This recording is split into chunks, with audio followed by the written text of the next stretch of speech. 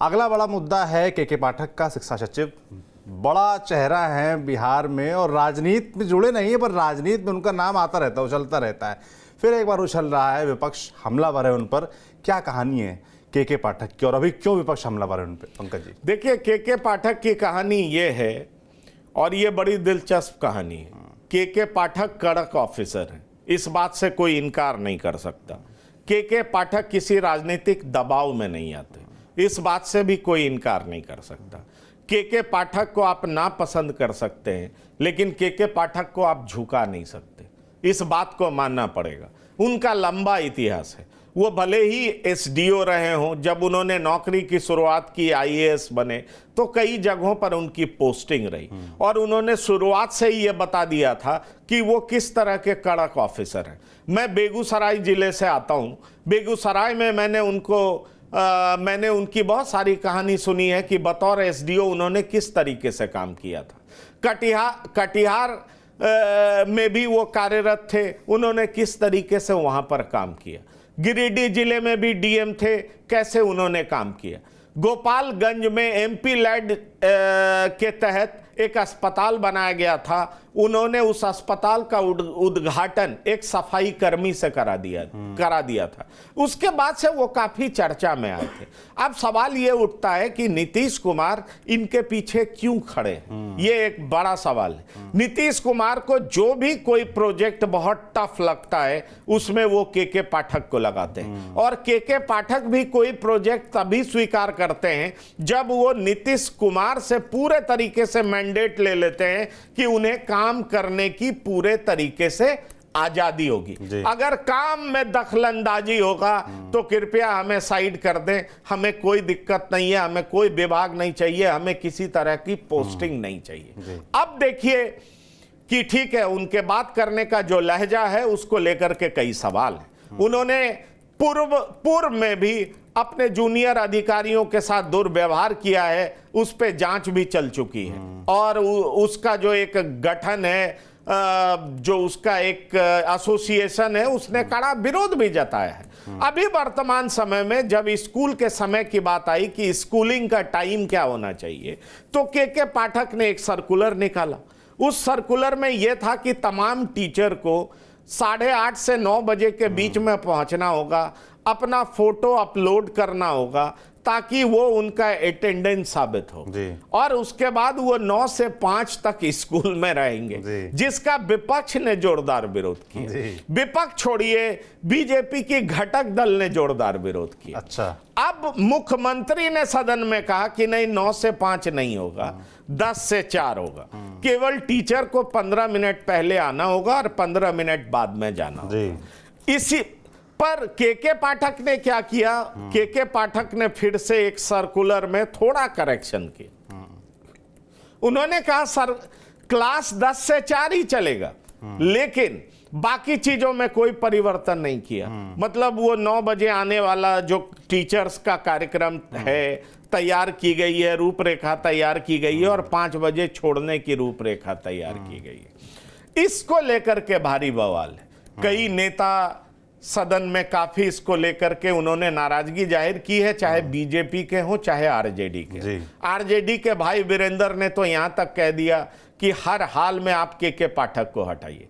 लेकिन आप याद करिए आरजेडी और जेडीयू का शासनकाल, के पाठक अपर मुख्य सचिव थे शिक्षा विभाग के, और उन्होंने अपने ही विभाग के मंत्री की यह हालत कर दी थी कि चंद्रशेखर महीने दिन अपने दफ्तर नहीं आते थे।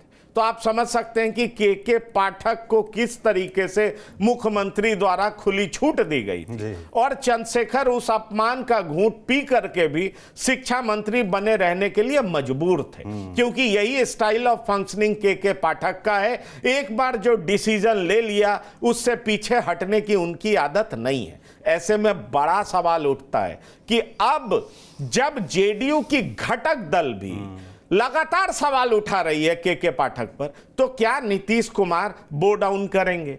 क्या नीतीश कुमार दबाव में आएंगे? क्योंकि आप याद करिए, कल यही नीतीश कुमार ने के पाठक के पक्ष में कितने तरह की बातें की। जिस तरीके से शिक्षा विभाग में नियुक्तियां हुई हैं और जिस पारदर्शी तरीके से नियुक्तियां हुई, कोई घपलेबाजी नहीं हो पाई, उसका पूरा क्रेडिट नीतीश कुमार के पाठक को देते हैं। इसलिए के पाठक इनके चहेते ऑफिसर हैं, लेकिन वो किसी की सुनते नहीं है, फ्लेक्सिबिलिटी दिखाते नहीं है, जिसको लेकर के विपक्ष में नाराजगी है।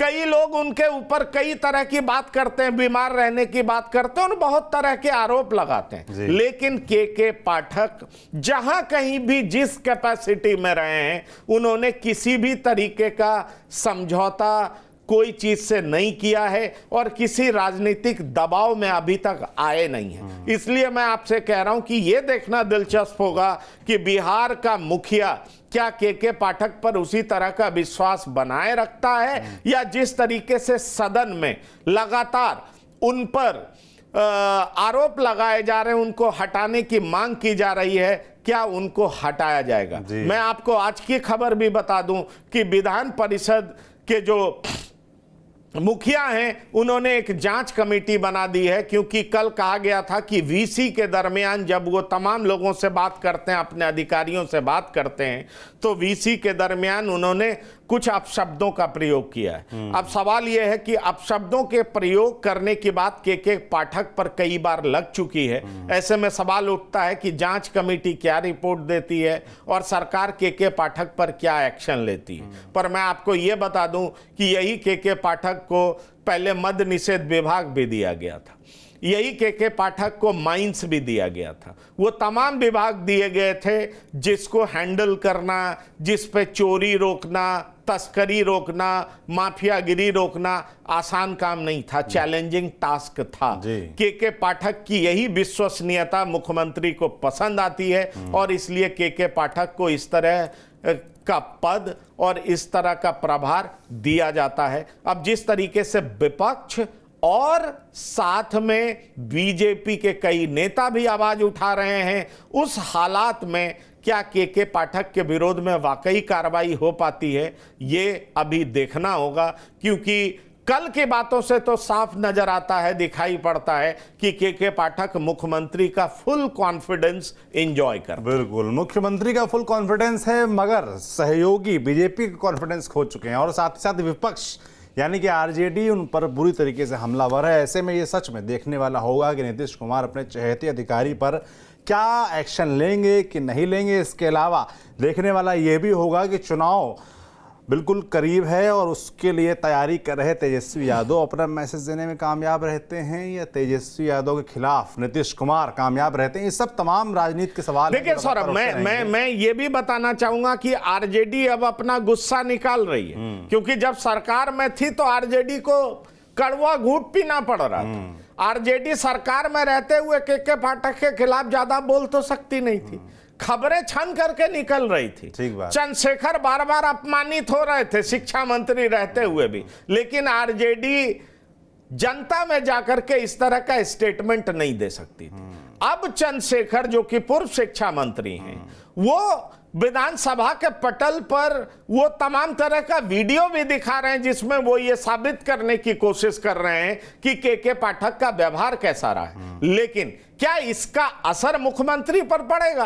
क्योंकि यही मुख्यमंत्री एक बार नहीं कई बार के पाठक की तारीफ कर चुके हैं। वो कह चुके हैं कि क्या एक ईमानदार अधिकारी को आप लोग के दबाव में हटा देना चाहिए, ये एक बड़ा सवाल है। और दूसरी बात हमें यह भी नहीं बोलनी चाहिए कि इशारे में मुख्यमंत्री जब विश्वास मत हासिल कर रहे थे तो उन्होंने कह दिया था कि अरे भाई आप लोग गड़बड़ कर रहे थे और हमने आपको गड़बड़ करने दिया नहीं, पर जहां जहां भी आप गड़बड़ किए हैं उसकी जांच होगी।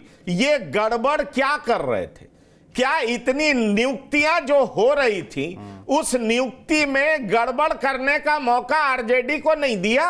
ये भी एक सवाल है। क्या नीतीश कुमार ये कहना चाह रहे थे? क्योंकि ये मत भूलिए कि लालू प्रसाद जब रेल मंत्री थे तो लालू प्रसाद पर आरोप है ना, लैंड फॉर जॉब का केस लालू प्रसाद पर चल रहा है ना, कि वो नौकरी दे रहे थे तो उसके बदले जमीन ले रहे थे। ऐसे में सवाल उठता है कि जेडीयू के तरफ से उनके प्रवक्ताओं के द्वारा बार बार जो ये दावा किया जा रहा है कि इनको गड़बड़ करने नहीं दिया गया, इतनी नियुक्तियां हुई उसमें इनका एक नहीं चला, इसलिए इनकी नाराजगी है। पर कुछ जगह जो गड़बड़ी कर चुके हैं ये, उसकी जांच कराई जाएगी और इनको एक्सपोज किया जाएगा। बिल्कुल।